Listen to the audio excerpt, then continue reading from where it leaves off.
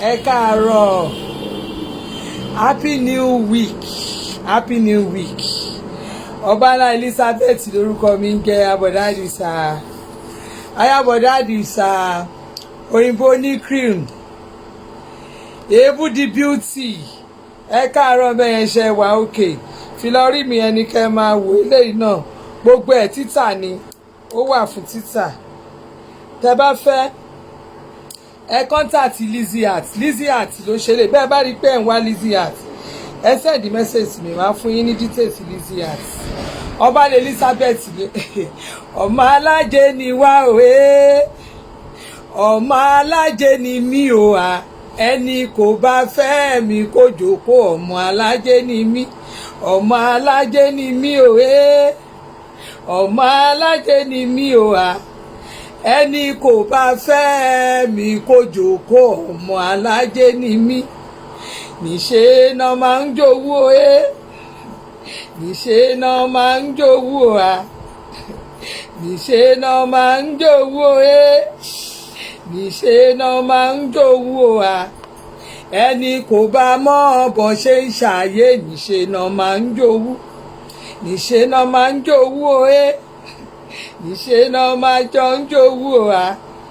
níṣe náà máa ń jowú níṣe náà máa ń jowú ẹni kò bá mọ̀ bọ́n ṣe ń ṣe bísínẹ́sì níṣe náà máa ń jowú ẹni kò bá mọ̀ bọ́n ṣe ń tọ́jú ọkọ níṣe náà máa ń jowú ẹni kò bá mọ̀ bọ́n ṣe ń tọ́jú ọmọ níṣe náà máa ń jowú ẹni kò bá mọ̀ bọ́n ṣe ń àtẹ́ǹdì sí kọ́sọ́mà níṣe náà máa ń jowú. Ẹ káàárọ̀ bẹ́yẹn o jàre ní Monday ọmọ alájẹ mo ní mo dé ń tèmi nìyẹn àṣàbí kan báyìí àṣàbí di méjì ẹ̀rù bá ń bà kan lórí ìkànnì táwa àṣàbí di méjì ẹ̀rù ń bà kan ẹgbà mí kẹ abẹ́ẹ̀dẹ̀ gbà mí.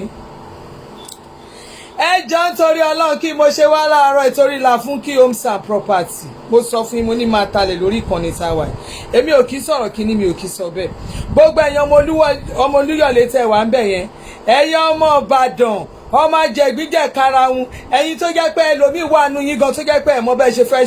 ṣe rí property tí mo gbé wá fún yín àwọn ò ń ṣe promo property eléyìí ò kì í ṣe promo ra property ẹ̀ kó pọ́ síbẹ̀ kó máa kọ́lé ẹ̀ lọ ni ọmọ onílẹ̀ ò ní dẹ̀ láàmú eléyìí ò kì í ṣe promo ó jẹ́ fowó ilẹ̀ ẹyọ méjì kò fi rẹyọ kan ilẹ̀ mẹ́ta kò fi rẹyọ kan kí ló lè tó bẹ́ẹ̀ yẹn ilẹ̀ láàrin Ìbàdàn ẹni tó bá máa gbó bísínẹ́sì fẹ́mi tó máa ní kí bóun ṣòwò mo ráwọn tó pè mí láàárọ̀ ẹ̀ màdámù ẹja bá mo ní wo tó bá ń tajà tó bá rí pé o fẹ́ fowó ní àwọn ọmọ Nàìjíríà lára èmi ò ní bẹ́ẹ̀ polówó ẹ̀ ohun tó jẹ́ pé ìrọ̀rùn lèmi máa ń fẹ́ ìrọ̀rùn ló bá dé ni Láfúnkí homes and property bẹ́ẹ̀ ni Adéọlá Ọ̀nàṣèlú tèmi tó gbáàsì Adéọlá Ọ̀nàṣèlú tèmi àwọn aláṣọ nìyẹn correct turkey wear náà wọ́n ń tà turkey wear tó bá fẹ́ turkey wear designer bag and shoe Adéọlá Ọ̀nàṣèlú ni wàá rí lọ́wọ́ èmi gan patronize ẹ̀ dáadáa àwọn tèmi tó gbáàsì ní Àṣàbí original ló ń sọ̀rọ̀ lọ́wọ́ ẹ gbọ́ ìyáláyà anybody tó máa ní kó má ní property lórí ṣó ṣe lóògùn ni nígbà tó jẹ́ pé ilẹ̀ ti wà ọ̀nà mẹ́rin lẹ́sẹ̀ ti wà fún mi Ìbàdàn mo fẹ́ tà ní kíákíá ìkan wà 80 minutes drive ní láti new terminal yẹn 80 minutes drive ní ìkan wà bẹ́ẹ̀ gbogbo ìkan wà lọ́nà Ìsẹ́yìn road yẹn ni tó bá lọ sí Ìsẹ́yìn road mo ní lọ́nà Ọ̀yọ́ road ọ̀nà Ọ̀yọ́ road sí Ìbàdàn express yẹn gbogbo àwọn lẹ́bẹ̀ yẹn kò ń ṣe nǹkan tó yẹ mo ń ṣàlàyé fún yín ni ẹ̀yin tẹ́ bá mọ Ọmí Àdìó tẹ́ bá kúrò ní Ògùn state tẹ́ bá ti kúrò lógùn state tẹ́ ń wọ Ọ̀yọ́ Ọmí Àdìó ni Ọmí Àdìó tẹ́ bá ti kúrò ẹ̀ ń gbẹ́nu ẹ fẹ́ máa wọnú ìgboro Ìbàdàn lọ Ọmí Àdìó lẹ máa kàn ó lè lo fún farmland ó lè lo fún commercial ó lè lo fún anything ilé Ọmí Àdìó tèmi kò kí ń ṣe ilẹ̀ tí màá wá máa pa irọ́ kan fún yín bí tí màá ní kẹ́ lọ mú triple money wá 350,000 naira Ọmí Àdìó ilẹ̀ yẹn ń lọ nìyẹn estate wa Orange Park and Garden ni Orange Park and Garden mo ní kẹ́ ẹ pè mí ẹni Monday ohun tó bá fi Monday ṣe ló máa fi bẹ̀rẹ̀ òun ló máa fi parí ẹ̀ ẹ jẹ́ ká máa lo Monday wa dáadáa ọmọ alájẹ ni wá bẹ̀rẹ̀ sí ní máa bò wá wìtìwìtì Láfúnkí homes and property how long kọ́ but how well ni how well did you use ẹni tó rí sí how well báwo ló ṣe lògbésí ayé ẹ̀ pẹ̀lú ẹni tó mọ̀ lẹ́nìí báwo ló ṣe lògbésí ayé ẹ̀ pẹ̀lú ẹ̀ ẹlòmíì pákéjì olórí àdẹ̀sá lọmọ àṣà fún bámbám ọmọ alájẹ́ làwa o ò lè in fact olówó lọ́wọ́ o ò lè pàdé mi kó o wò ó máa nípa ń bẹ̀ ni wọ́n ní òjò kí rọ̀ kó má nípa o ò lè pàdé mi ọmọbìnrin tẹ̀ ń wò yìí o pàdé mi o ti lówó máa ní sí ni o tiẹ̀ wá ní rárá o tiẹ̀ mọ̀ mi o tiẹ̀ associate ara ẹ̀ mọ́ mi gbogbo ọ̀nà ẹ̀ bẹ̀rẹ̀ sí láti rere tó bá ti tọ́nà ẹ ti dí tòrí ẹ lọ confam tó bá ti mọ̀ mí bóyá ìṣòro ló bá mọ̀ mí ọ̀nà ẹ máa là sí torí pé kí ni èmi fúnra mi áńgẹ́lì tó wà lára tèmi ó yàtọ̀ sí gbogbo àwọn áńgẹ́lì fèkì èyí tá à ń gbọ́ káàkiri correct áńgẹ́lì àwọn áńgẹ́lì ẹ máa gbọ́ ẹ̀ morúkọ táwọn kan pè mí náà á ní àṣàbí adùnbárìmátòṣì àwọn tó ń sọ mí bẹ́ẹ̀ wọ́n mọ rízì tó fi ń pè mí ládùnbárìmátòṣì adùnbárìmátòṣì confam ní àpáàtì òṣì mo mọ̀ ẹ́ rí mi ò mọ̀ ẹ́ rí o gbọ́dọ̀ nípa rere inú ayé ẹ̀ that is it mo wà lẹ́ni ní ẹ̀yìn tèmi ilẹ̀ wa tó wà ní alábàtà yẹn akínyẹlé local government lálábàtà wà tó máa ń bi ẹ́ léèrè ní ìsẹ́yìn ròdù nílẹ̀ wa yẹn wà tó bá lọ ìsẹ́yìn ròdù ní ọ̀dọ̀ tí wọ́n yẹn kò jìnnà sí ní reluwé tí wọ́n ṣẹ̀ ṣe yẹn kò jìnnà síbẹ̀ rárá ìsẹ́yìn road ibẹ̀ yẹn alábàtà là ń pè akínyẹlé local government ni tó bá ń béèrè pé ebo ló ń pè lálábàtà orange park and garden lọ́dọ̀ tí wá ń jẹ́ Lafunky homes and property àwọn ni wọ́n ní eléyìí ò kì í ṣe ẹ mọ̀ pé tóbìnrin bá lóun ń talẹ̀ obìnrin ò ń ṣe oníjìbìtì obìnrin tó bá dúró tó lóun ń talẹ̀ torí ẹ̀ mo ti ní mi ò ní polówó lẹ̀ fáwọn onílẹ̀ ṣùgbọ́n obìnrin mo lélẹ̀ ní obìnrin mo rí ní married woman mo ní responsible woman mo rí pé business woman mo rí pé òun náà dìde láti sọ pé kóun náà jẹ́ nǹkan kan ní gbogbo àgbáyé mo dẹ̀ wá wò ó obìnrin tó ń ṣiṣẹ́ wọ́n ní obìnrin tó ń sun rárá fóbìnrin ẹgbẹ́ akọ́ṣẹ́ ló ń ṣe reason tí mo fi gba láti lè bá wọn polówó lẹ̀ yẹn ni mo rẹ́dí àti Lafunky homes and property èyí tó wà ní alábàtà ní Ògùn ní Ọ̀yọ́ state alábàtà ẹ̀yin ọmọ Ìbàdàn mi ò rí story mi ò rí nǹkan tó fẹ́ sọ ọmọ Ọ̀yọ́ mi ìwà rí story tó máa sọ pé òfin ní kọ́lé sílé ní eléyìí orange park and garden ní estate kọ̀ọ̀kan mo fẹ́ sọ fún yín ní each estate kọ̀ọ̀kan tí ẹ bá fi lè kó ara yín afẹ́kẹ̀yìn èèyàn kan jẹ́ mẹ́wàá a fẹ́ máa ṣe foundation mẹ́wàá every day tó bá ní ọ̀rẹ́ kóra yín jọ kẹjọ ṣe foundation yìí ò sọ pé àwọn onílẹ̀ kan máa wá dà wá láàmú onílẹ̀ ò ń da àyàn láàmú lórí ilẹ̀ tiwa tẹ́yìn tẹ́ ẹ bá dẹ̀ ti sọ pé ẹ̀yin first customers tẹ́ ẹ wá láti ọ̀dọ̀ Ọ̀bánlá Elizabeth tó bá ti wà tó rush owó pé mo ready mo fẹ́ ra ilẹ̀ mi o mo fẹ́ sanwó ilẹ̀ mi ẹ ti ẹ̀ ṣe bí ìgbà tẹ́ sanwó nù 350,000 naira 350 nílẹ̀ orange park and garden yẹn alábàtà ní Akínyẹlé ni a fẹ́ ṣe foundation ọjọ́ kan náà a fẹ́ ṣe foundation a dẹ̀ promise ẹ̀yin kọ̀ọ̀kan tẹ́ bá ti wá yẹn a promise yín ní blọọkì 100 pieces block a máa fún yín ní blọọkì 100 pieces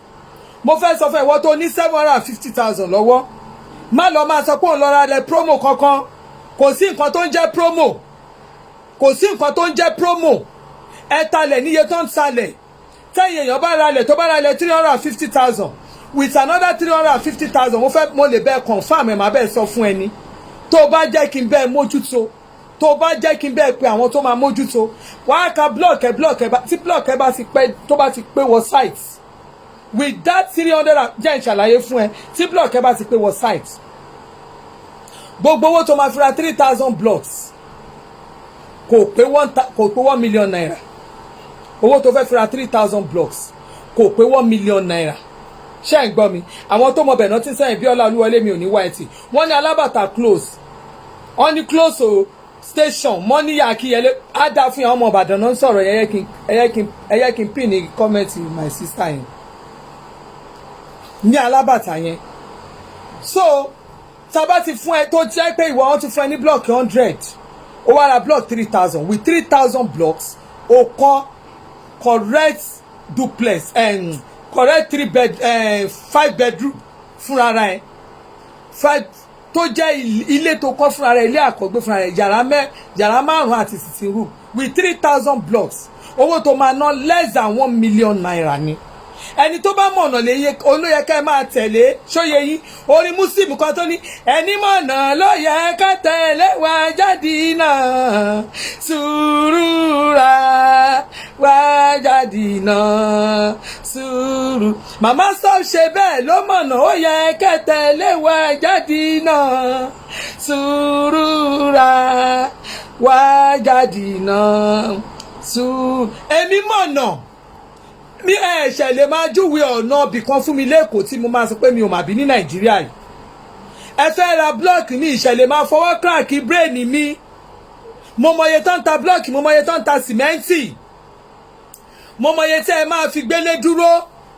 tó o bá ní kí màdámù ẹjọ́ èlò báyìí lẹ́rù pé mo lè fi gbélé yẹn dúró máa sọ fún ẹ ẹ jẹ́ ń ṣàlàyé fún yín ẹ má tẹ̀ láwọn èèyàn tí ò mọ nǹkan kan pa nǹkan tó ń ṣẹlẹ̀ ní Nàìjíríà ilé làwa wà Nàìjà là ń gbé ọmọ Nàìjà ni mí ọmọ Nàìjíríà original nílé lóko lẹ́yìn odi ọmọ Nàìjà ni mí kò síbi kankan tẹ́nìkan lè ti dẹ́rù bàyẹ́ wá lọ ralẹ̀ fún àwa less privilege ni fún àwa tó kù díẹ̀ káàtó tá a manage ara wa ni má jẹ́ kẹ́nìkan yájú sí ẹ má yẹ kán fọ̀rọ̀ ẹ ṣe story lọ́jọ́ iwájú pé ńgbà kan tó bá ra rẹ̀ 350 rọ́jú ralẹ̀ yẹn kó wá bẹ̀rẹ̀ sí ní máa ra cement ẹ block ẹ jẹ́ ká tiẹ̀ ṣe kí là ń sọ̀gùn ẹja ṣe 1000 blocks káwa ní wọ́n ta block Ìbàdàn mi rò pé lè ju 250 náà lọ káwa náà ta 300 ẹ yẹ ká fi síbi 300 naira 1000 blocks is 300,000 2000 blocks is 600,000 3000 blocks is 900,000 lórí block torí máa ń fẹ́ kí cement dùn yẹ kí ni mi dáadáa lórí block tó bá lo 6 yẹn wàá lo 6 yẹn tó bá rí bricklayer tó dáa ó tẹ̀ wá wèsẹ̀ ká ló fi 50 ká ló fi mọ́ meanwhile a máa ń lo 70 tó bá jẹ́ àwọn bricklayer tí máa ń lò ní wọ́n ń lo 70 nígbà mi ṣóye yín so ó depend bí yẹ̀pẹ̀ tán bá mú wá bó bá ṣe fẹ́lẹ́ sí bí yẹ̀pẹ̀ yẹn bó bá ṣe lẹ̀ sí ṣóye yín so tó bá mú cement yẹn divide yẹ lórí 1000 blocks èló lórí cement mi ò ló fẹ́ lò divide it into 50 places èló ló bọ́ sí á jẹ́ 50 cement so which means with 150 cement meanwhile 150 cement ó máa gbé ilé ẹ̀yẹn láti bẹ̀rẹ̀ ó máa gbé dé linted èló la fi ń kun linted irin èló ló fẹ́ rà mú náwọn onírin lọ́wọ́ wọ́n máa bẹ́ẹ̀ supply láti Èkó ìwọ́n á bẹ́ẹ̀ gbé lọ sí Ìbàdàn wọ́n á bẹ́ẹ̀ supply ní Ìbàdàn bẹ́ẹ̀ náà wọ́n máa gbé fún ẹ o ò nídìí kó máa sáré káàkiri àwọn onírin tó wà lọ́wọ́ mi wọ́n lé 20 tó dẹ̀ jẹ́ pé fúnra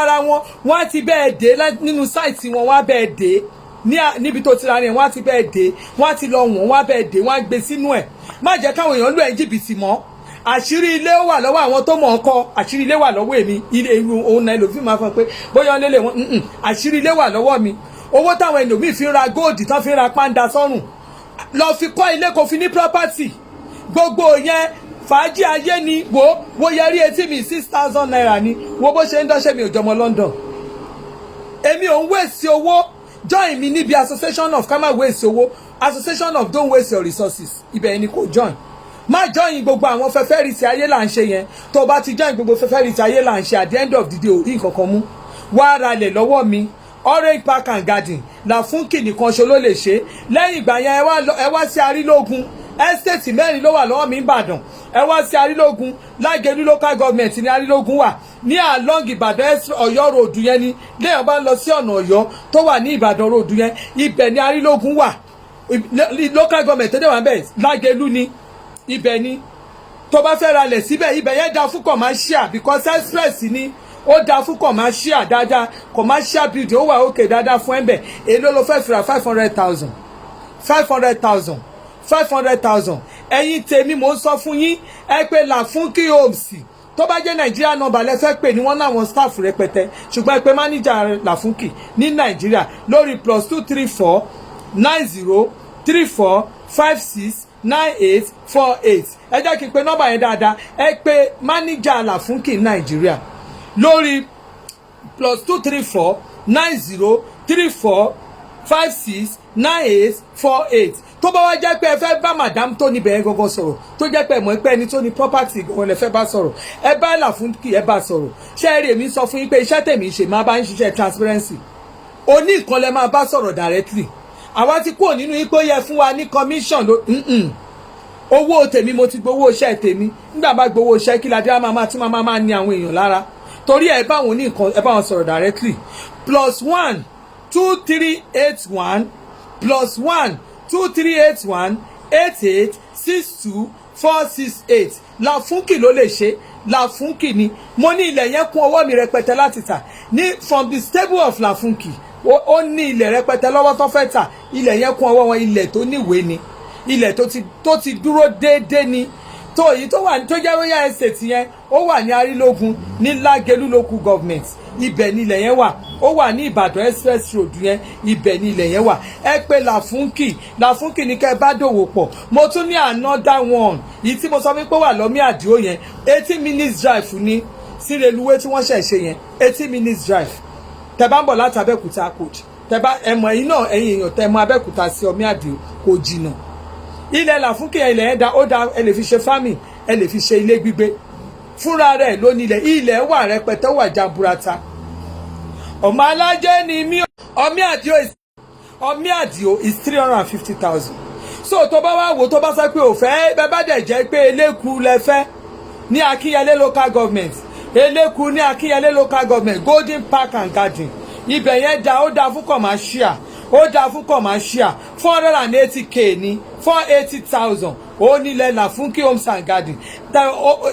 ilẹ̀ Làfúnkì homes and garden tẹ́ bá wá fẹ́ tó bá pẹ́ fẹ́ bá Làfúnkì sọ̀rọ̀ lórí Gmail ni ẹ lọ sórí Làfúnkì homes 06@gmail.com ẹ jẹ́ n spell ẹ̀ fún yín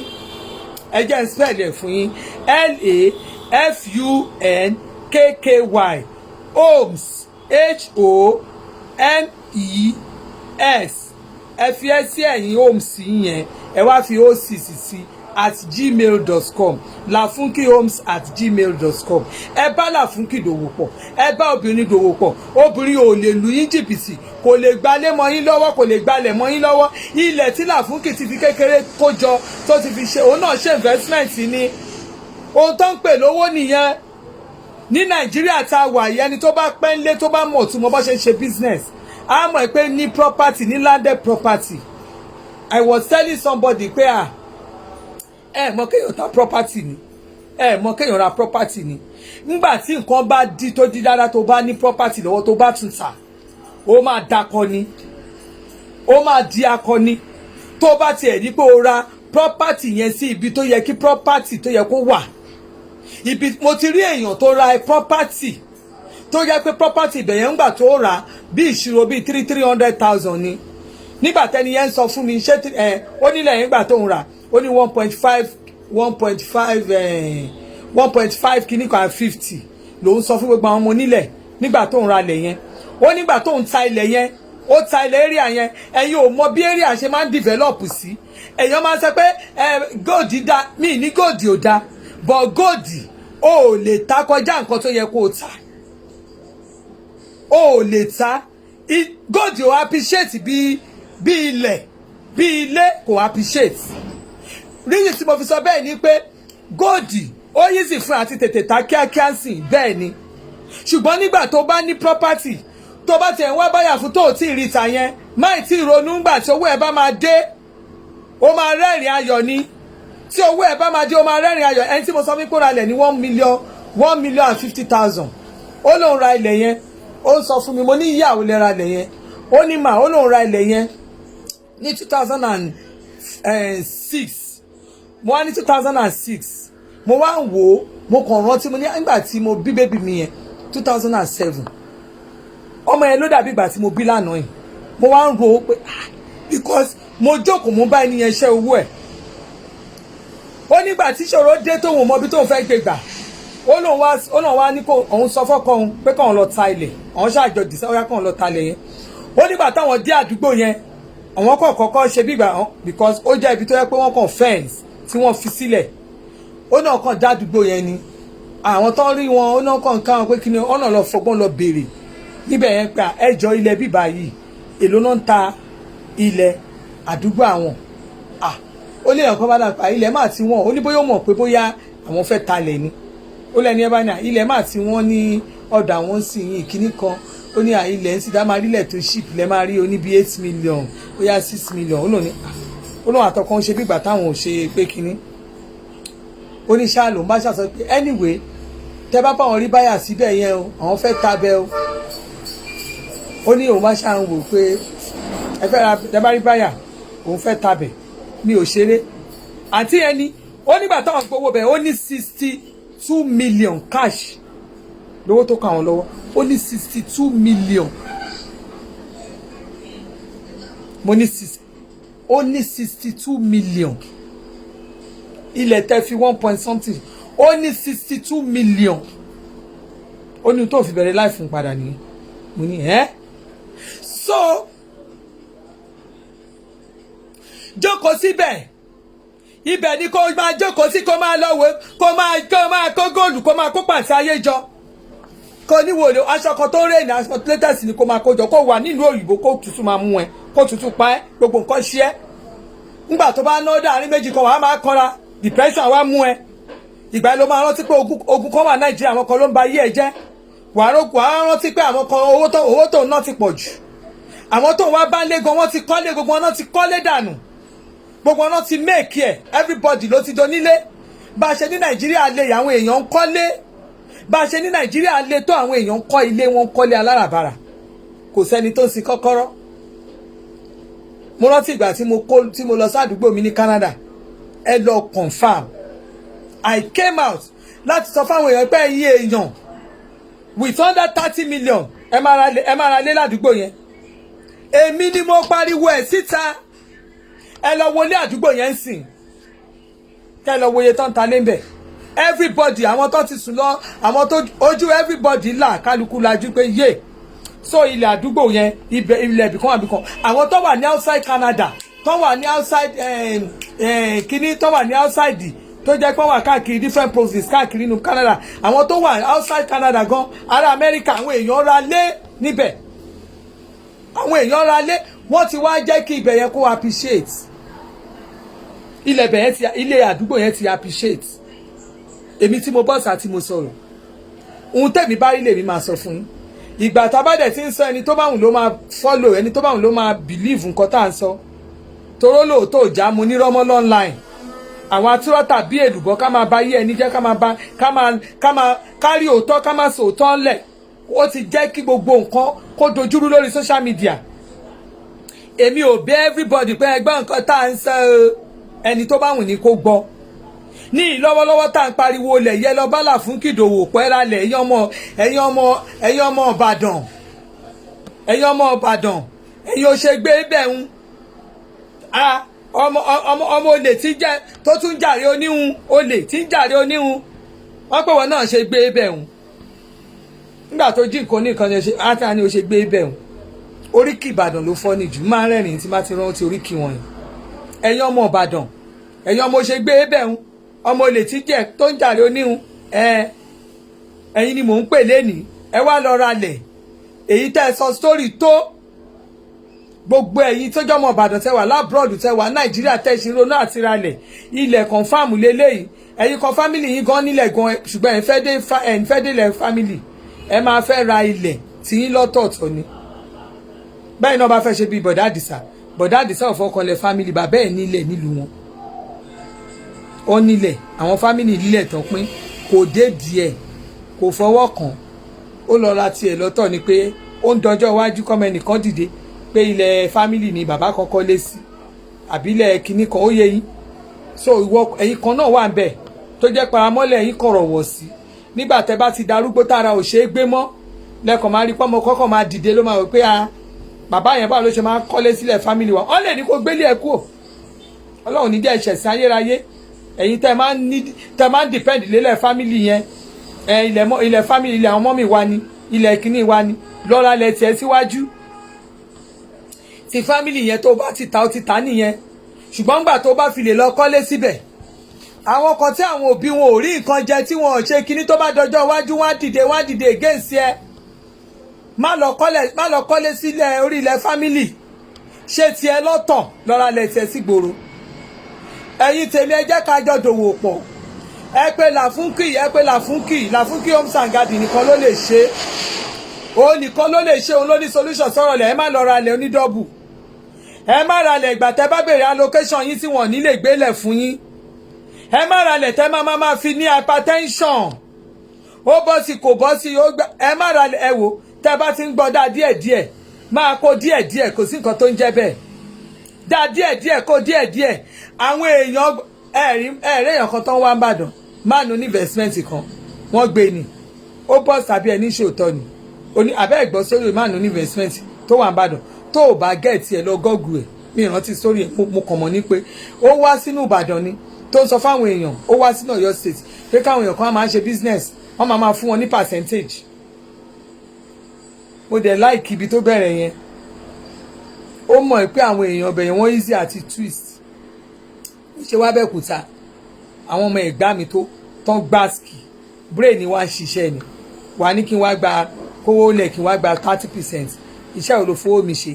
àwọn iṣẹ́ bẹ́ẹ̀ yẹn ṣe mọ̀ pé jìbìtì ló ń jẹ́ bẹ́ẹ̀ tó bá ti invest wá gba 30% àmọ́ yẹni tó ti lù jìbìtì underground bí mo ṣe wà yìí mi ò ra ṣíàsì báwo mi ò ra ṣíàsì torí pé kọ́mìnì tó lọ ra ṣíàsì lọ́wọ́ wọn wọ́n yẹn ṣe rè èmi ò rà á bísínẹ́sì tí mi ò ní rí fúnra mi mo gbádùn property business dákú tó bá ti ralẹ̀ síbi tó jẹ́ òtítọ́ tó ti nílẹ̀ lọ́wọ́ tó ti níwèé ilẹ̀ lọ́wọ́ tó dẹ̀ ti mú tó ti fẹ́ǹsì ẹ̀ kò sí nǹkan tó ń ṣe nǹkan ẹ̀yin kọ́kọ́ máa filẹ̀ lẹ̀ ní ẹ̀ ní fẹ́ǹsì ẹ fẹ́ǹsì ẹ̀kẹ́ géètì ẹ̀ pa tẹ́ ẹ̀ bá ti fẹ́ǹsì tí ejò rìn kiri àdúgbò náà máa pè náà máa dà yín láàmú ṣùgbọ́n tó bá ti fẹ́ǹsì nǹkan ẹ̀ kò sí nǹkan kan gbogbo ẹ̀yin bàbá lóyìnbó storyteller mò ń bọ̀ Nàìjíríà ẹ̀yin ìyá lóyìnbó mò ń bọ̀ Nàìjíríà ilé òtẹ́ẹ̀lì àwọn máa dé sí kiri kò sí ibi téèyàn kì í dé sí kò sí ibi tó lè dé sí ohun tó bá kọ́ ìwọ ló ní nǹkan ẹ̀ ohun tó bá ní ìwọ ló ní nǹkan ẹ̀ mo fẹ́ fi àkókò mo fẹ́ fi kí àbúrò mi Nafisa àti ọdún tán congratulations to you jàre ọmọ tó gbáàsì òun náà ṣe Amẹ́ríkà ó ṣe di Canada dé tún ìwà ní event ni ó máa ṣí hòtẹ́ẹ̀lì ilé tẹ̀rí yẹn kékeré ni ó tún máa ṣí hòtẹ́ẹ̀lì ẹ̀yin tẹ́ wà ń lo òyìnbó àwọn tó ti gbọ́rọ̀ sí nǹkan tá à ń sọ nìyẹn tó bá ní godmother á lọ pé á mú mi á ní that's my godmother yá gbogbo ẹnu mo fi sọ wọ́n ń gbọ́ àwọn kan ń gbọ́ nǹkan tá à ń sọ advice tẹ́ bá bí wọ́n léèrè business tó bá béèrè mọ́mì àwọn ìlú kan wà tó jẹ́ pé bí mo ṣe wà tí n bá jọmọ ìlú Canada tí n bá níwèé Canada àwọn iṣẹ́ kan wà bẹ́ẹ̀ pé tí n bá ṣe tí n bá gbé ibẹ̀ yẹn tí n bá ṣe ọmọ Canada wọ́n máa pariwo ni torí àwọn nǹkan kan wà tó jẹ́ pé ẹ̀kọ́ ń wò ní dọ̀dọ̀ èmi ò bó ṣe wà yìí mo tún bá tún bèèrè kò séèyàn kan tó ṣe ọkọ mi wà nínú ilé ń bẹ̀ kò séèyàn mo ní má já wọn sí máa wò ó ti ẹ o mi ì lè já wọn sí mi ì lè jẹ́ anybody sí bóyá tó bá dọjọ́ ọ̀la kan bóyá tó abá ní àwọn ìkọ́nà ọmọ mi wá file tó wá bí a mọ̀ á jẹ́ citizen máa ti dàgbà ṣùgbọ́n máa gbàyàn tó máa ṣe ẹ̀yin ọmọ citizen já sí ìpè kí ni ẹ̀dẹ̀ ẹ̀rọ ṣe wè ń bẹ̀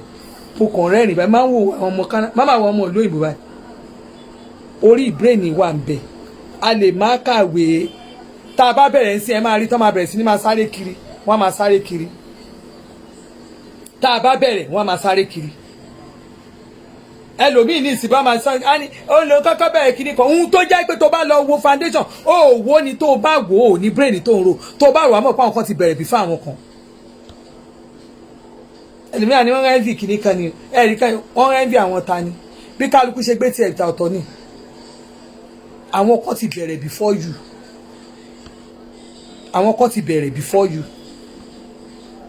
nígbà táwọn máa tẹ́ni máa ẹni tó ní property tó máa gbé fún mi èmi ni mo fún láì dí àwọn nǹkan báyìí àwọn nǹkan báyìí tó máa ṣe mi ò dẹ̀ lè ta ilẹ̀ tó wọ́n torí ẹ̀ lè máa pe owó ilẹ̀ ńláńlá bẹ́ẹ̀ fáwọn èèyàn lọ́la mi ò lè ta so when you review your price tí price ẹ tí mo ti gbé sí ó yá màá bẹ́ẹ̀ ta ohun tẹ́mi fẹ́ ta ni nǹkan tó ní àwọn èèyàn lára káwọn èèyàn wá ra lẹ̀ come and invest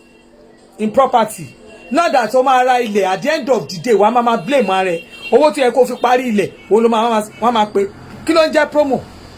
láta promo kò sí nǹkan tó ń jẹ́ promo ilẹ̀ ilé correct ni sanwó lẹ̀ kó dẹ̀ gba location ẹ̀, sanwó lẹ̀ kó gba location ẹ̀, sanwó lẹ̀ kó gba location ẹ̀. àfẹ́ kéèyàn dẹ̀ gba location kó má wàá kọ. sanwó lẹ̀ kó gba location ẹ̀ ni. àwo ò ṣe promo ẹ dá 50,000 lẹ́nìí ẹ dá 20 tẹ̀yìn 100 bá ta 50,000 ẹ̀ mọ iye tó jẹ́. àwọn èèyàn ń fowó yín ṣe bísínẹ́sì lọ ẹ rò pé bóyá kínní wọ́n á tún talẹ̀ kọjá iye ẹ̀yìn tẹ́ ra lẹ̀ wọ́n á gba 50,000 lè gba wọn 50,000 lọ́wọ́ ẹ̀yìn bíi 1,000 ilẹ̀ tí wọ́n dẹ̀ ní kò pé nǹkan tán pariwo fún yín ẹ̀yin tán gba 50,000 lọ àìmọye ẹlòmíì tọ́mọ̀ kó ẹ máa kú sọ́nà bí èéfín tọ́mọ̀ pẹ́ ní fẹ́ pè mọ́ ẹ̀yin tẹ́ ẹ ní follow up nìkan lẹ́ máa gba nǹkan yín kẹwàá tó gbà gbọ́n condition lọ́tún lọ́sì eléyìí bọ́ síbẹ̀ kó kọ́lẹ̀ ẹni bọ́ síbẹ̀ kó kọ́lẹ̀ ẹni bá a ṣe ń ṣe property láyé àtijọ́ nìyẹn tó bá ti fẹ́ ralẹ̀ ó ralẹ̀ túnlẹ̀ tà ó yá ẹ ti rà ó ti di ti ń sìn ó yẹ gbàwé yín ẹ máa ṣe.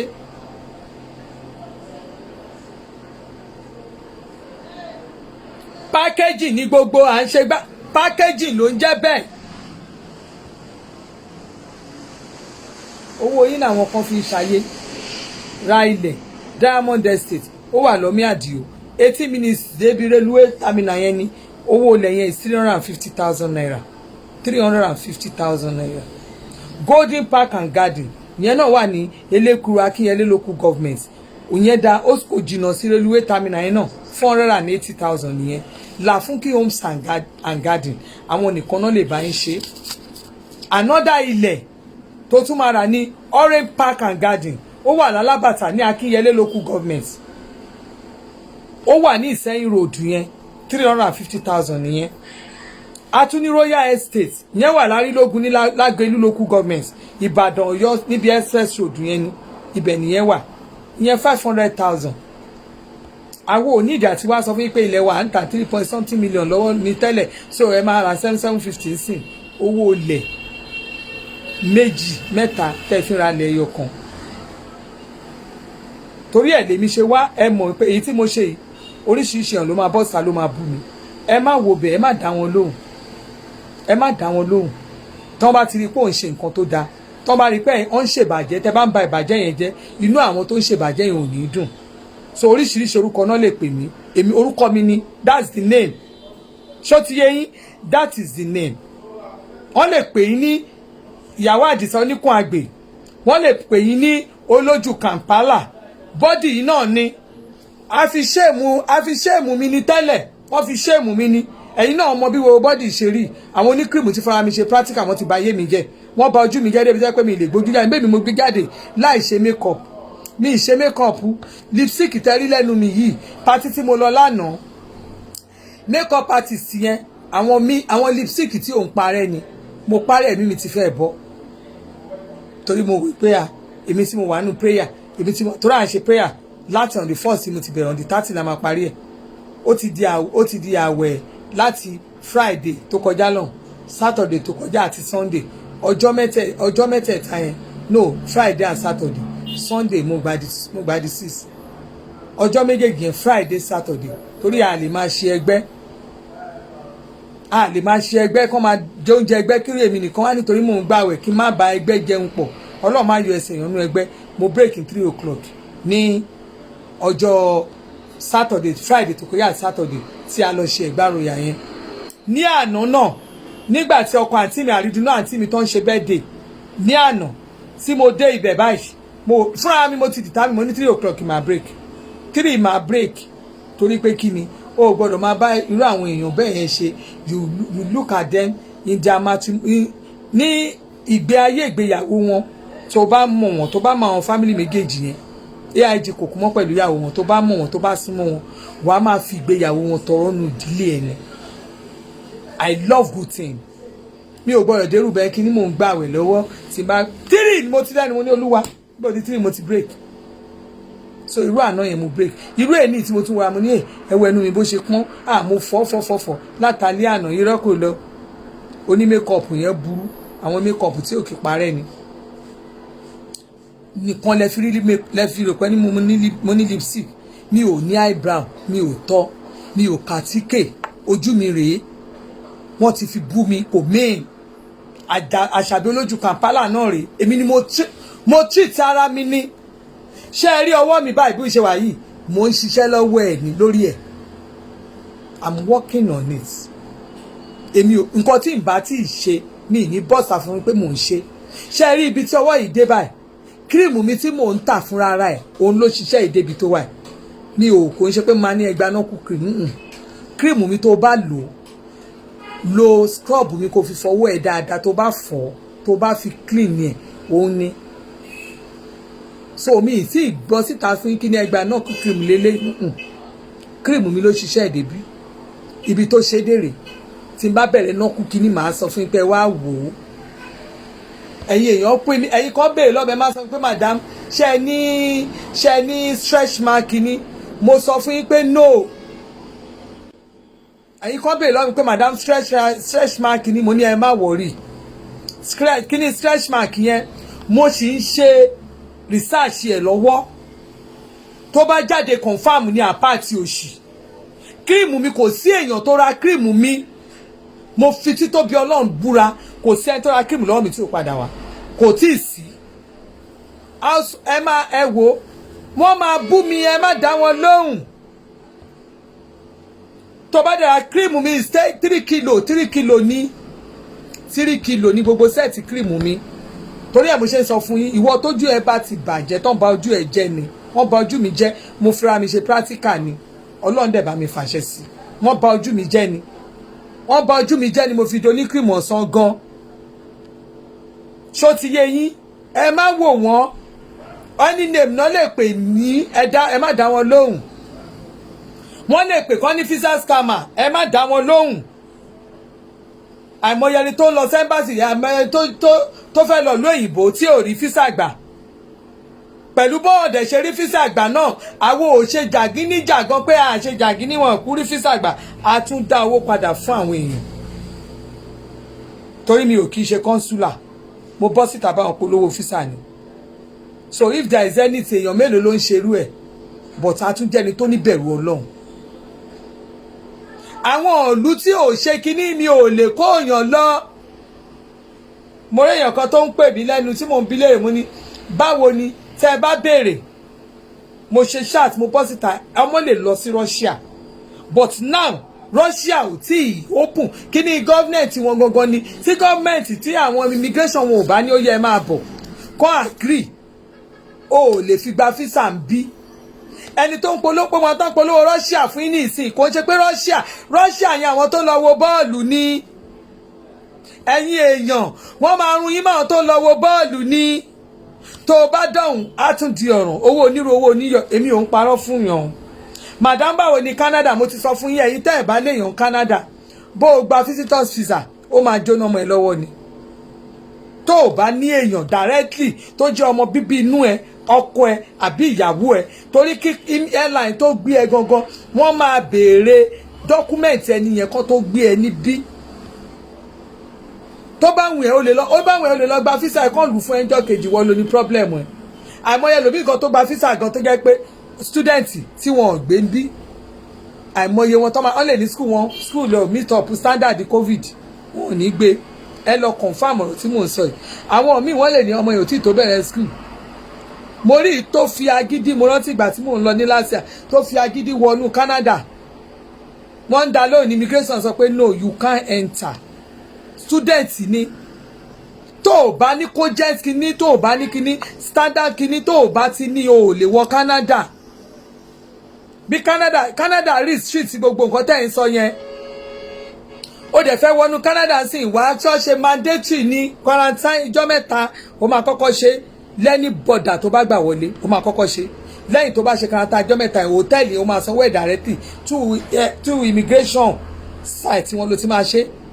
táwọn èèyàn bá ń parọ́ fún yín wọ́n ń parọ́ fún yín èmi ò wá síbí bá láti wá lẹ́ni bọ̀dì oníjìbìtì bẹ́ẹ̀ bá dẹ̀ lóní jìbìtì ni wá orúkọ wa náà ló ń jẹ́ bẹ́ẹ̀ scammer ni fisa scammer orúkọ náà ló ń jẹ́ bẹ́ẹ̀ orúkọ ní òótọ́ ọ̀rọ̀ a máa sọ fún yín ìtó bá jẹ́ òótọ́ ọ̀rọ̀ a máa sọ ìtó bá wùn yín kẹ́ ìgbà ìtó bá wùn yín máa ń gbà kọ̀ọ̀kan mí torí ẹlòmíì ẹ ti fẹ́ pè mí pa madam ẹ kíní kan bọ́n bá sọ fún ẹ wọ́n ń tàn ẹ ní o kò sí nǹkan tó ń jẹ́ bẹ́ẹ̀ kò sí nǹkan tó ń jẹ́ bẹ́ẹ̀ ìmọ̀ kíní kan pè mí jẹ́ ọmọ mi Ukraine lọ dáadáa mo ní Ukraine ẹ̀ wò ni tó bá ti sanwó lẹ̀lẹ̀ ẹ́mbásì lẹ́mọ̀ àwọn èèyàn máa mo ní Ukraine ìbò ni ṣé Ukraine tún ti yàtọ̀ sí ti tẹ́lẹ̀ ni tó jẹ́ pé ẹ̀yin nǹkan ẹ máa fagídí ọmọ yẹn ṣàfẹ́ kó ń lu yẹn wọ́n fẹ́ kó ń lu yẹn wọ́n fẹ́ kó ń lu yẹn o ò ní nǹkan míì tó tẹ bá wo ọmọ kékeré tí wọ́n ń lo brain wọn tó fi ń ṣiṣẹ́ ń sìn ọmọ tí ó jẹ́ pé wọ́n kàn ń tì kó ṣàwá travel yẹn kò ní nǹkan tó lè fi brain yẹn rò tó máa wà productive fún ẹ máa kó 1 million 1.something million jọ ẹ máa lẹ́sẹ̀ kó fọ́mọ kan ó fẹ́ travel o lè help ọmọ yẹn pé òkè fúnra ara ẹ kí nìwọ náà ti ṣe ẹyẹ ti ṣàṣírí kan fún yín tọmọ ẹ bá fẹ́ lọ ṣe masters in Canada tó bá yẹ kó kàn jáde sí bóyá jáde bíi ọdún mẹ́ta ó wà nílé ó wà fẹ́ lọ ṣe masters ó ti lọ ọdún mẹ́ta nílé tí ò bá ní iṣẹ́ tó ń ṣe Canada lè fún ní visa o because you have to be productive how can you stay 3 years without doing anything bó jẹ́ iṣẹ́ ara ẹnìkan ṣe o gbọ́dọ̀ ṣe bó jẹ́ pé òun ṣe sóyìn òun ṣe kankan o gbọ́dọ̀ ṣe o gbọ́dọ̀ wà productive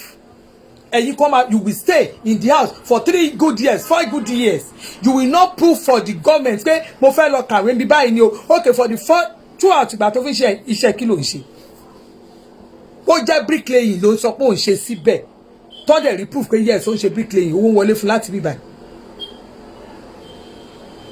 You have to be productive. Find something to do. Ẹni tó a máa parọ́ fún ilẹ̀ máa wá ni madam ẹ bá èmi ò ń ṣe visa tó bá tẹ̀ jẹ́ ti Canada ẹ má gbẹ̀nu lé torí mo mọ̀ pé Ọlọ́run nǹkan tó wà ń bẹ̀ mo ń sọ fún yín. Ẹ wá lọ ṣiṣẹ́ wọ́n ń gba àwọn èèyàn sí Canada wá lọ ṣiṣẹ́ tó bá dùn àwọn máa lọ ṣiṣẹ́ kò sí nǹkan tó jẹ́ bẹ́ẹ̀ lọ́wọ́ yìí àwọn tó wà nù ilé gan ṣọ́ọ̀ṣì ríṣẹ́ ni àwọn tó wà nù Canada ṣọ́ọ̀ ríṣẹ́ ṣé iṣẹ́ wà nù Canada àwọn tó jẹ́ pé níbi iṣẹ́ ń sìn wọ́n rotate iṣẹ́ fún wọn ni gbogbo àgbáyé ni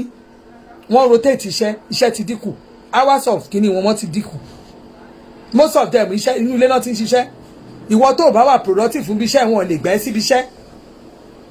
àìmọye àwọn èèyàn tí ò ṣiṣẹ́ tó jẹ́ inú ilé náà wà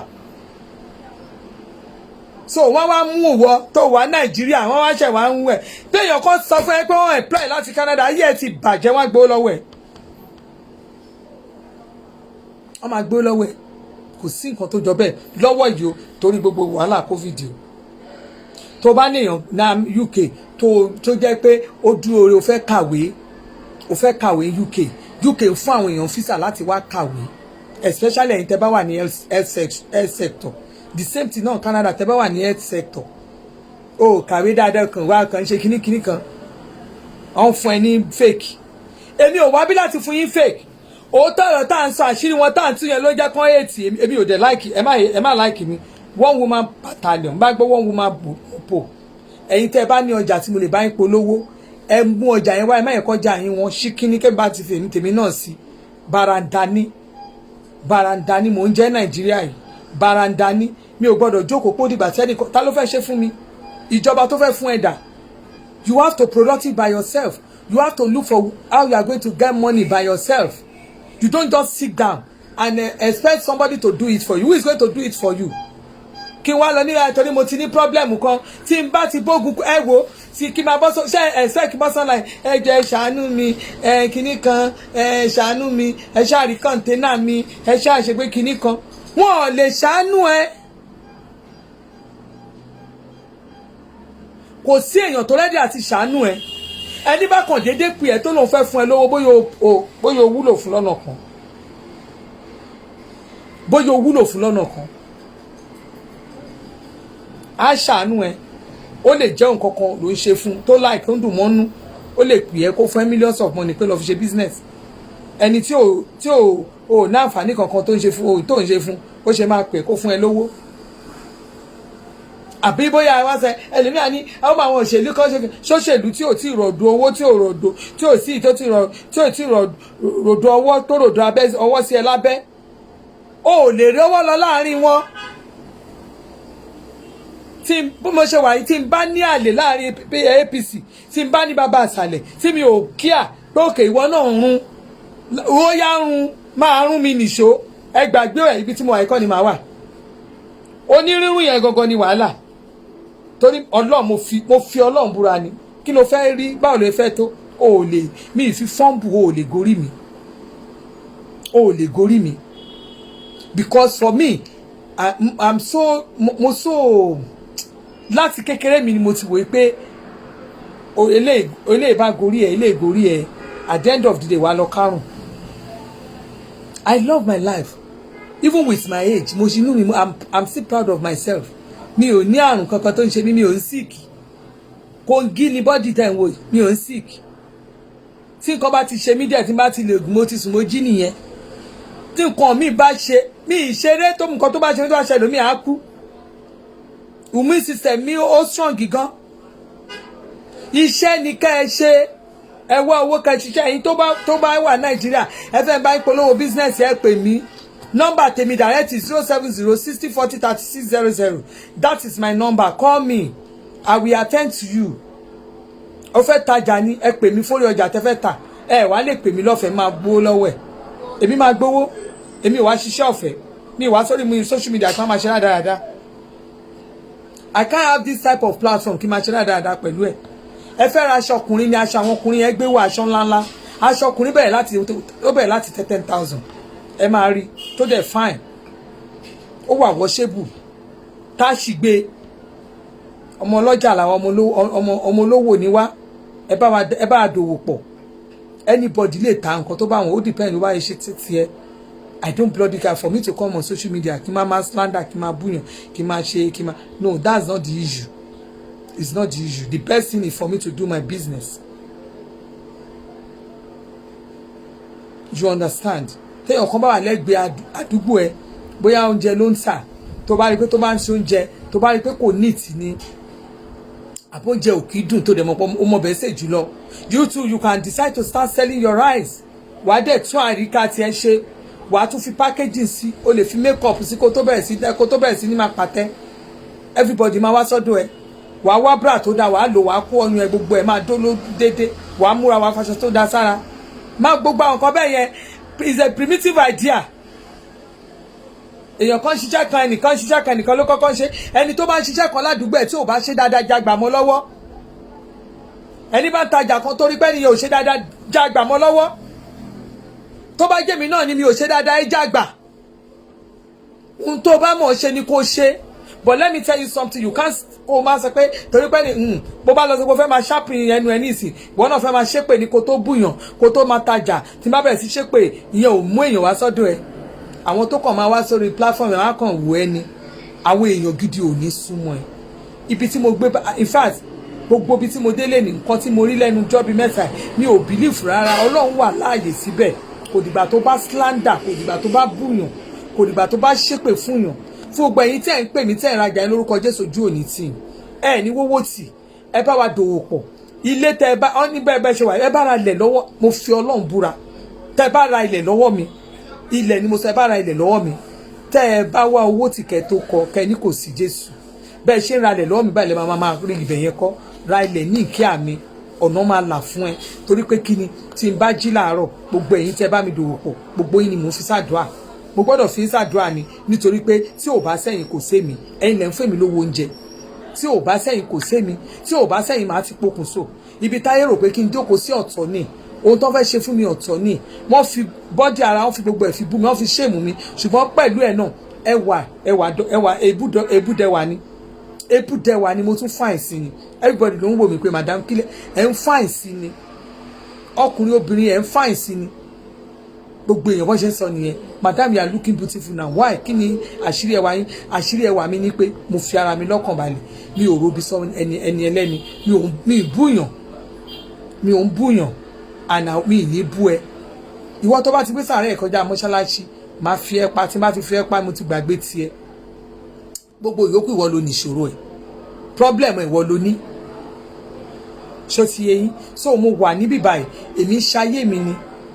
mo ń ṣayé mi mo dẹ̀ ń ṣiṣẹ́ mi I'm here to make money I'm here to make impact in somebody's life I want you to get something reasonable something tangible ṣóye yín àwọn ilẹ̀ tá à ń polówó yìí kò ń ṣe páwa náà là ń ní àwọn èèyàn ń gbé fún wa láti tà ní bó bá ṣe jẹ́ ọmọ alájẹ láti lè ta ilẹ̀ òun ló ṣe máa rí ẹni tó máa bẹ́ẹ̀ rà bá ṣe ní seal marketing ó yàtọ̀ síra wọn mo ní ilẹ̀ ní Lẹ́kì mo ní ilẹ̀ ní Lẹ́kì mo ní Àjà àwọn tó ní ibẹ̀ yẹn wọn ò tí ì sanwó mi ni tó bá sanwó màá bá wọn polówó ẹ̀ torí mi wá sórí social media láti máa ẹ mọ̀ kí n tó débi tí mo dé àwọn èèyàn ti slander orúkọ mi wọ́n slander ọkọ mi wọ́n same thing fún àwọn ọmọ mi kò sí nǹkan tó ń sọ fún àwọn ọmọ mi tán kò sépè tí wọ́n fi mí ṣẹ́ so kí n tó lè fà á débi tí mo dé yìí kí n tó lè bá débi tí mo dé yìí so màá wá kó èrò jọ màá wá ṣe kíní jọ at the end of the day ẹ̀yin kankan máa ṣe madam ẹ bá it's not free mo ti sacrifice a lot of things kí n tó débi tí mo dé blogging is a business of its own so ẹ̀yin èèyàn tẹ́ ò bá yé yín is a business that is my business it is business ni mo rántí gẹ́tà àwọn gọ́gùn béèrè lọ́wọ́ mi pé kí n fún ọ ní task ní mi ní time kan tó béèrè lọ́wọ́ mi time yẹn I send them my tax kíní tax number mi everything àwọn àtijọba náà dẹ̀jọ́ ni wọ́n sọ fún wọn kò kàn mí torí wọ́n béèrè mu fún wọn mo rántí gẹ́tà àwọn ọlọ́pàá tọkàn àwọn kọ́kọ́ pè mí bí ìgbà tó fẹ́ harass ara wọn tí mo dọ́dọ̀ wọn madam sọ mi this is my business what I'm doing is a business and I pay my tax through it this blogging is a business ó nídà àti bí mi lọ nǹkan tó bá ti ń ṣe tó yẹ pé ìjọba ń gbowó lórí ẹ̀ kò kàn mí ẹ̀yin àti Google lẹ́jọ́ lọ́rọ̀ tó bá fẹ́ kí n fún ẹ ní Google ID mi ìwọ ìjọba tó jẹ́ pé o fẹ́ béèrè pé kí ni Google ID yẹn ni kẹ́ ẹ fún wa ẹ máa lọ fáìdì yẹn kẹ́ lọ máa fi béèrè tax yín bẹ́ẹ̀ kò kàn mí I have mo prove ẹ mo post Google ní lọ́wọ́ so owó tó bá ń gbà yẹn kù sọ́wọ́ yín kò kàn mí mi mọ bó ṣe wọlé sí mi ìṣe ẹ̀fẹ́ béèrè it's a business of its own torí ẹ ìwọ ò bá rí mi kò pè mí lọ́rẹ́ kò pè mí lọ́tà ẹ kò pè mí ìran ọ̀yàn mi ò ń báyàn ṣe mi tẹ́lẹ̀tẹ́lẹ̀ ẹni bá súnmọ́ mi ni mò ń súnmọ́ but náà kí n ṣe máa ní ìwọ lágbájá wá o kí ní kan kàkà kí n pè yàn sí ó pè mí kí n pàbúrò mi ṣé wàá ráyè ìmí tó bá ráyè á tẹ̀lé mi tí ò bá ráyè kò ní lọ màá dẹ̀ dá lọ that is me because iṣẹ́ blogging of its own ẹlòmíì gan àmọ́ ẹ̀gan á ní òun ò fẹ́ associate èmi gan ò dẹ̀ pé èèyàn ẹ sún síwájú because I'm doing my business mo mọ̀ pé jọ́kọ́ máa wá tó máa need assistant mi I'm doing my business tí n bá gbé bíìlì mi wá ṣé wàá san because mi ò ń ṣe blogger I never sure bíìlì mi tóbi owó mi pọ̀ máa gbowó mi ayé ìgbà kan gbogbo yẹn so that is it ẹni bá fẹ́ ta business ẹ fẹ́ talẹ̀ ẹ fẹ́ ralẹ̀ ẹ fẹ́ ṣe anything you understand you have to call me o fẹ́ ta anything bó jẹ́ mọ́tò ni màá bẹ́ẹ̀ polówó ẹ̀ ṣùgbọ́n ẹ màdá yẹn bá polówó ẹ̀ tá bá ta ó máa fún mi ò ráyè gbogbo yẹn owó tí mo fi ń ṣe data mo ń ṣe data nígbà tí n bá ṣe data tí ó ní ẹ máa rí mi lórí àwòrán owó ni mo fi ń ṣe data owó mo fi kéèyàn jọ àìmọye aṣọ tí mo ti fi tọrọ lórí orí ìkànnì owó mo fi tọ màá fowó tọrọ màá ṣe gbogbo ẹ̀ àìmọye underground iṣẹ́ téèyàn ń ṣe fáwọn èèyàn tẹ́ ẹ̀ mọ̀ tá à ní gbé wá sórí social media owó ni mo fi wàhálà mo ṣe wàhálà mo invest sí business ten wo yìí so it is very very difficult for you to just call me mo mọ̀ rí ẹ jẹ́ ẹ pè wọ́n mi iṣẹ́ ọ̀rọ̀ yìí iṣẹ́ ni ẹni tí ò bá mọ̀ níṣẹ́ tó ń ṣe ní yamayama ẹ̀ẹ̀kan máa ṣe yamayama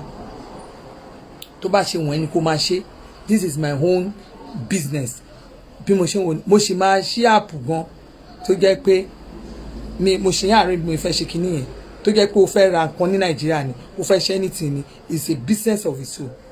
lórúkọ Jésù ojú òní tì lẹ́ẹ̀kan sí ẹ pé Làfúnkì lórí +1 281 88 62 468 ẹ pé Làfúnkì lórí +1 281 88 62 468 fún ẹ̀kúnrẹ́rẹ́ àlàyé lórí anything tẹ́ fẹ́ bẹ̀rẹ̀ lórí ilẹ̀ yẹn ṣùgbọ́n mo fẹ́ sọ fún yín ilẹ̀ tó wà ní Alábàtà 350,000 èyí tó wà ní Arílógún 500,000 èyí tó wà lọ́mí Àdìó 350,000 èyí tó wà lélẹ́kù 480,000 wọ́n bèrè ibi tọ́mí Àdìó gbé wà ọmí Àdìó 18 minutes drive ní sí Ìbírèlúwé terminal wọn yẹn kò dẹ̀ jìnnà sábẹ́kúta ó tún súnmọ́ Ìbàdàn gangan lòun gangan wà ibẹ̀ yẹn Ọ̀yọ́ state níbẹ̀ yẹn. Then Golden Park Garden yẹn òun ló wà lélẹ́kuru ní Akínyẹlé local government. Òun gangan ó dáa fún commercial, ó dáa fún torí pé ọ̀nà títì gbéra olúwa 480,000 nìyẹn. Ẹ pè Làfúnkè. Orange Park and Garden ìyẹn náà wà ní Alábàtà Akínyẹlé estate ní ọ̀nà Sẹ́yìn yẹn nìyẹn náà wà. Ọ̀nà Sẹ́yìn 350,000 ní Royal Estate ó wà ní Arílógún Lágẹ̀lú local government along Ìbàdàn Ọ̀yọ́ express road yẹn náà wà 500,000 ní. Ilẹ̀ yẹn gan ó dáa fún commercial. Orúkọ mi sì ń jẹ́ bẹ́ẹ̀ Ọbańlé Elizabeth lórúkọ mi ń jẹ́. Ayábọ̀dé Àdìsá tí ò ní rival gbé fún ìjọba ajáde má tàn lé ìyá àjọ tó ní certificate ọmọ Buhari ọmọ Tinubu Adé Buhari Adé Tinubu ìyá Nàìjíríà onífolójú ìyàwó Àdìsá oníkun àgbè fisas kama olójú Kampala gbogbo ẹ̀ orúkọ náà ni èmi kan náà ni mò ń jẹ́ bẹ́ẹ̀ mo sì ń jẹ́ bẹ́ẹ̀ lọ ṣó ti yé mo sì ń jẹ́ bẹ́ẹ̀ lọ orúkọ mi náà ni èyí tó bá wọn ò tún lè fi kún pa kúkú dá ẹ lóhùn torí òun ẹ̀wọ́ ló mọ bó ṣe ń pè ń bẹ̀ tó bá fẹ́ ra fìlà ẹ kọ́ńtàtì Lizzy Art yìí ó wà lórí Facebook Lizzy Art ó wà lórí Facebook mi ò tẹ̀ ní nọ́mbà Lizzy Art ó kàn wọ́n mi kí n bá polówó láàárọ̀ torí aṣọ tí mo wọ̀ mo ṣe báyìí mo kàn gbé ni Lizzy Art ilé ìyàtọ̀ tó bá fi nǹkan sórí irun tó bá fi sí tó ṣe oríṣiríṣi design ni ó máa ṣe fún ẹ tó gbáàsì gan owó ẹ̀ moderate eléyìí ó fún mi fún birthday ni ó fún mi fún birthday oríṣi méjì ló ṣe fún mi fún birthday so ẹ̀yin ìyẹn lè bára ẹ rí bí mo ṣe ń glow mo tó bá wọn kálukú ni kó fẹnu ẹ̀ sọ ẹ wò mí òyìnbó ní kírìmù ní ṣe máa rí mi báyìí kẹ́ ní kíní òyìnbó ní kírìmù bá wọn kálukú ni kó sọ ohun tó bá wọn yìí ni kẹ́ ẹ sọ ṣe ẹ rí bó ṣe wà yìí mo ní ìgbẹ̀rẹ̀bí ń bí ṣe rí gbẹ̀rẹ̀bí yẹn máa fi wọ̀nyí bí n bá ti ṣe nǹkan tí màá fi ṣì máa jẹ́ kẹ́ mọ̀ lápá ẹ̀ mo fẹ́ ṣí but ẹ má wọrí tí n bá ti gẹ̀ẹ́tì ẹ̀ máa jẹ́ kẹ́ mọ̀ ẹ má wọrí iṣẹ́ tí ó nìyí mo fi wọ̀nyí ni ṣe rí eléyìí kírìmù mi ti kírìmù mi ti jẹ́ káwọn gbẹ̀rẹ̀bí yìí kó lọ tẹ́lẹ̀ tẹ́ báyìí bó ṣe rí bọ̀ tó bá jẹ́ pé mo já àwọn oníjìbìtì oní kírìmù màá ní kírìmù mi gbọ́ ìgbẹ̀rẹ̀bí kò gbọ́ mo ní nǹkan ẹyọ kan tí mò ń wá gbogbo nǹkan yẹn àwọn tó ti bá mi mú wá wọ́n tó bíi 7 tó jẹ́ pé bọ́n ṣe ń bá mi mú wá inú kó jẹ́ pé seed yẹn nínú kó ti jẹ́ seed tó ti dry inú seed tó ti dry ìkan wà tó jẹ́ pé kíní ni wọ́n fi gbìn fertilizer seed tó irú seed yẹn tó gbinlẹ̀ hù ó ní mò ń wá èyí tó gbinlẹ̀ fún tó jẹ́ local made ẹ̀ ó ní mò ń wá tí n bá even gan mo sọ fún èèyàn kan ẹni tí mo sọ fún yẹn tí n bá mi ò lè sọ lórí social media àwọn àgbẹ̀ tí wọ́n understand nǹkan tí mò ń ṣe ni mò ń sọ fún torí tí n bá sọ ẹ̀yin oníkírìmù máa sáré ẹ máa wá kiri ẹ̀yin tẹ́ ẹ ti lówó jù mí lẹ́ máa wá kiri so mi ní sọ so kíní yẹn tí n bá ti rí kíní yẹn nìkan ṣo ló ń dá mi dúró èyí tí wọ́n gbìn tó jẹ́ pé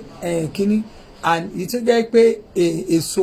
èso yẹn sìn ẹnìkan bá mi rí èso yẹn bó ti èso yẹn ti dry mo wá ń try pé kí n gbìn sí mo ti gbìn sí ibi tí ní ìlú ọkọ mi mo ti gbìn but nígbà tá a máa rí kò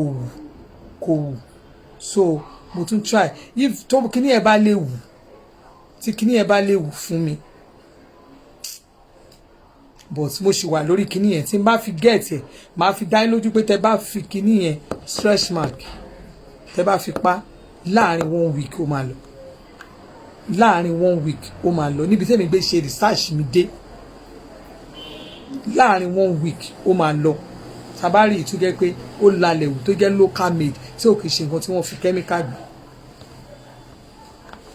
lórúkọ Jésù ojú òní tèmi àti ẹ̀dẹ̀ ní dààmú ṣùgbọ́n lórí àwọn ojú tí wọ́n ti disgrace ojú tí ò ṣe jáde mọ́ lórí àwọn ojú yẹn èmi wà nílé irú ojú yẹn ni kẹ́ pè mí sí irú bọ́dì ọrùn mi àyà mi lè wọṣọ kí n ṣáyà alẹ́ mi lè ṣe gbogbo ẹ̀yin tí jigbíjigbí ti bò yín lọ́rùn oríṣiríṣi nǹkan ní ọwọ́ kírìmù burúkú tí wọ́n ń tà ẹ pè mí ẹ̀yin yẹn ni mo ní kẹ́ pè mí tó bá dẹ̀ wọ́n kó fẹ́ kí bọ́dì ẹ máa glow sí pè mí lórí 070 60 40 36 00 ojú òní tèmi àti yàn mí ní wáyé tí o àjọ máa jẹun ayọ̀ nínú ọ̀sẹ̀ tuntun yìí èmi àti àníwówó tì inú wa máa dùn ayọ̀ wa máa kún ẹ bá mi share fídíò yìí ẹ bá mi sọ fáwọn èèyàn ẹ tí bàbá mi sọ fáwọn èèyàn yìí pé Ọbanlé Elizabeth mama stop ṣe bẹ́ẹ̀ ó ti ń talẹ̀ ilẹ̀ wà ní Ìbàdàn àti ìbẹ̀rẹ̀ sí t'Abẹ́òkúta àti ìbẹ̀rẹ̀ t'Òṣogbo yẹn ṣó ti yé yín àìbẹ̀rẹ̀ Abẹ́òkúta àti ìbẹ̀rẹ̀ t'Òṣogbo ẹ má wọrí ilẹ̀ wà dáadáa ilẹ̀ wà nílọrin àti ìbẹ̀rẹ̀ síta tá a bá bẹ̀rẹ̀ síta ẹyọ kọ̀ọ̀kan la máa ń yọ ẹsẹ̀ la máa ń yọ ẹsẹ̀ ẹyọ kọ̀ọ̀kan èèyàn máa ń yọ ẹsẹ̀ ẹ má wọrí àwa ń bí ni ẹnìkan ò ní lọ fẹ́ nìkan lónìí ire o ire lójú owó ń rí ire lèmi àti yín máa rí o lágbára Ọlọ́run ẹ̀yin tẹ́ ẹ bá ti ṣe ọ́dà lọ́wọ́ mi gbogbo ẹ̀yin tẹ́ ẹ ní ọjà lọ́wọ́ mi ní láti Friday lálẹ́ Friday upward láti ọjọ́ tẹ́tí ní ilẹ̀ tẹ́ ní nǹkan lọ́wọ́ mi mo fi títóbi Ọlọ́run bẹ̀ yín fúnra yín ẹ try láti remind mi pé ọjà tí mo rà ẹ bá mi refresh ẹ ọjà mi báyìí ibi tí mo ní kẹ́ bá mi gbé lọ àbí a máa wá gbé ń gbà báyìí ẹ refresh brain mi so that àwọn messages yẹn àwọn ètò ti sá lọ ẹ jọ̀ọ́ ẹ help mi torí Ọlọ́run lórúkọ Jésù ojú òní sí mi wàhálà òdẹ ní wọnú ayé yín mi ìdẹ ní wá yín tì ẹ̀yin tẹ́ ẹ ránṣọ ní ìkẹ́ àmì mo ti fún yín ní tailor ẹ jọ̀ọ́ ẹ bá mi follow tailor up fún ara yín don't expect me to help you follow your tailor up tailor mo ti fún yín ẹ bá mi follow tailor up fún ara yín ẹ jọ̀ọ́ nítorí Ọlọ́run mi ò tún lè máa ṣiṣẹ́ kí n ra yàkọ́ ẹ pé màá bá yín follow tailor up ẹ follow tailor up back to back ojú òní tì yín a máa jọra jẹjẹ wọn ọ̀sẹ̀ yìí máa sàn wá fún mi lágbára Ọlọ́run Jésù Olúwa wa àmín àmín Nàìjíríà wà lálàáfíà gbogbo àgbáyé wà lálàáfíà ogun ní wọnú ayé wa wá Jésù Olúwa wa dàbọ̀ ẹ̀yà ṣẹ́ o love you bye bye.